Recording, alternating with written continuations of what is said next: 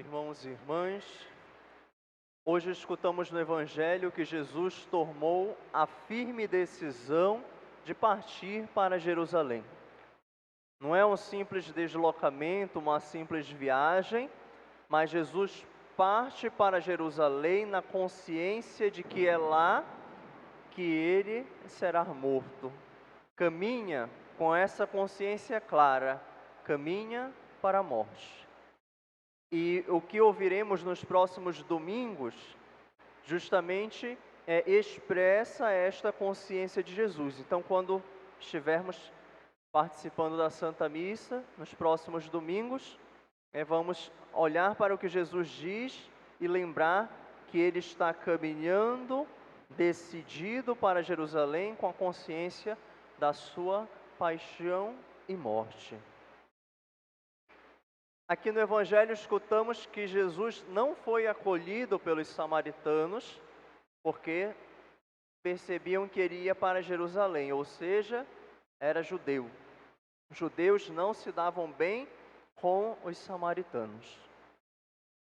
E é interessante que a atitude de um dos discípulos é já pensar, vamos mandar pedir fogo do céu para destruir essas pessoas. Aquela atitude já impensada, e que não deve ser a nossa atitude diante das situações delicadas pelas quais passamos.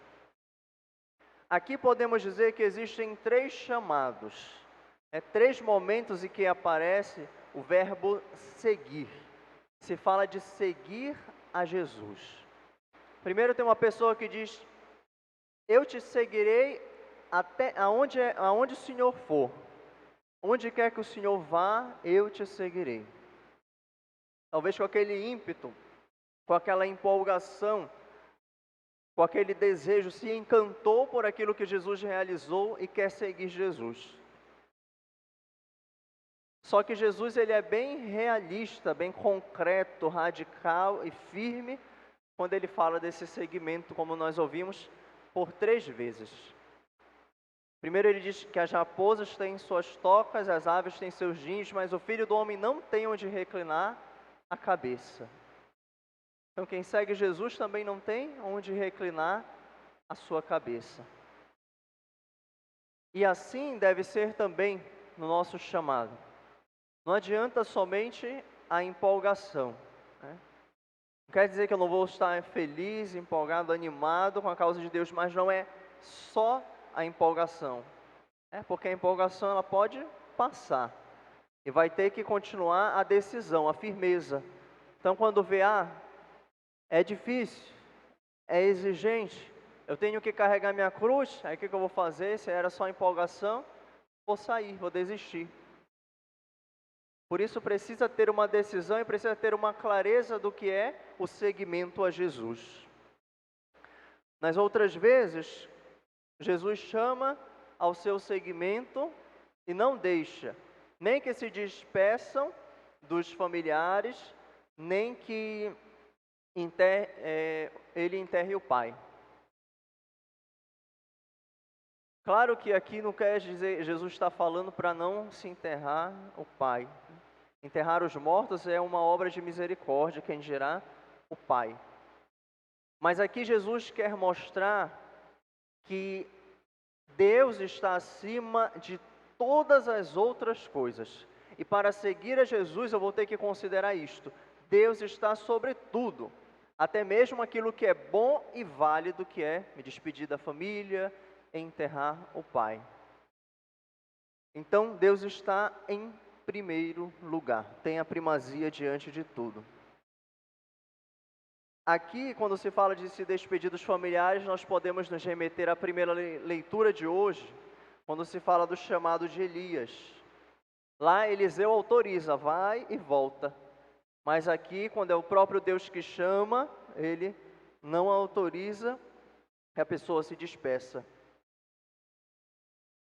Aqui ouvimos que Jesus obtém aquilo que ele pede. Quando ele chama, ele é escutado.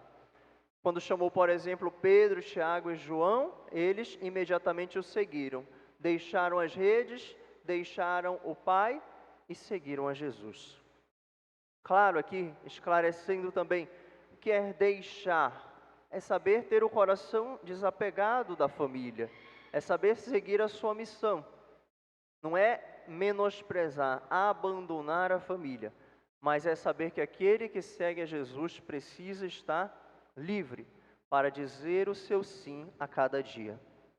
Então é muito claro aqui que o tema central é vocação.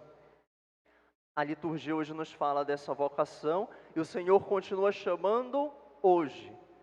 E tantas pessoas, homens e mulheres, continuam respondendo hoje ao chamado do Senhor. São Paulo nos mostra que, primeiramente, temos uma vocação comum.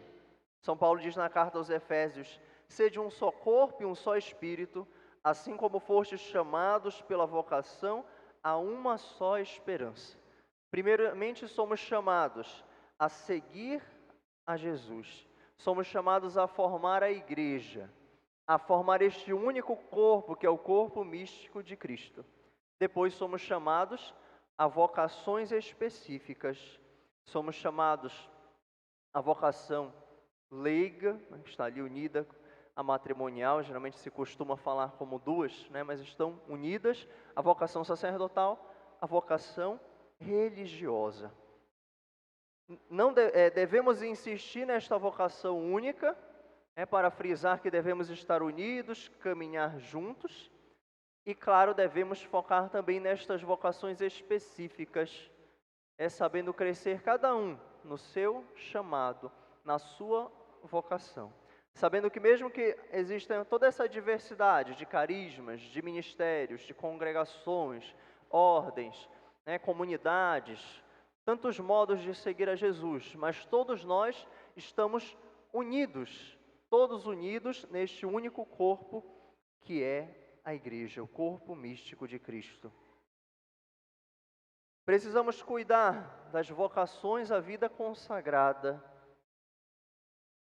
É uma pena ver em nossos dias que famílias que se dizem católicas têm resistência, se desagradam, veem como se fosse uma desgraça ter um filho ou uma filha que quer seguir a Deus, que quer se consagrar. Voltando a olhar somente para aquele desejo de que a pessoa tenha, a sua faculdade à parte, o seu trabalho e siga este rumo, mas não consegue se abrir, se acolher e se alegrar com o chamado de Deus na vida do filho ou da filha. Precisa se ver sempre mais isto como um dom, ver a própria vocação como um dom. A própria vida de família, a vocação matrimonial é um dom de Deus, é um chamado de Deus. Se correu o risco tantas vezes de ver como vocação somente o sacerdócio e a vida religiosa. Mas a vida de família também é uma vocação, é um chamado de Deus. Ninguém aqui não tem vocação. Todos nós temos uma vocação. Todos nós somos chamados por Deus a algo. Temos uma missão e precisamos ouvir a sua voz. Primeiramente, chamados a seguir Jesus, a permanecer com Ele. Não somos chamados a fazer tantas coisas. Primeiramente, somos chamados a seguir Jesus. Estar nesta comunhão de amor com Ele, ouvir sua voz, trilhar o seu caminho, deixar Ele me lapidar, transformar a minha vida. Depois, a missão. Somos chamados à liberdade, como disse São Paulo na carta aos Gálatas, na segunda leitura de hoje. Chamados a esta liberdade verdadeira, que não é um pretexto para a carne. Aqueles que vivem verdadeiramente livres, vivem segundo o Espírito, e não segundo a carne. Deus não nos aprisiona, como tantos podem pensar, não tira a nossa liberdade, mas nos faz verdadeiramente livres. Ter um chamado, ter uma vocação, por exemplo, ser chamado ao sacerdócio, não é tirar a minha liberdade. Em nenhum momento eu sinto que a minha liberdade foi tirada, mas eu sou livre para fazer a vontade de Deus, para ouvir a voz do Senhor. O Senhor não nos obriga, mas o Senhor nos atrai, nos chama a si, nos convida e nós livremente dizemos sim à vontade de Deus.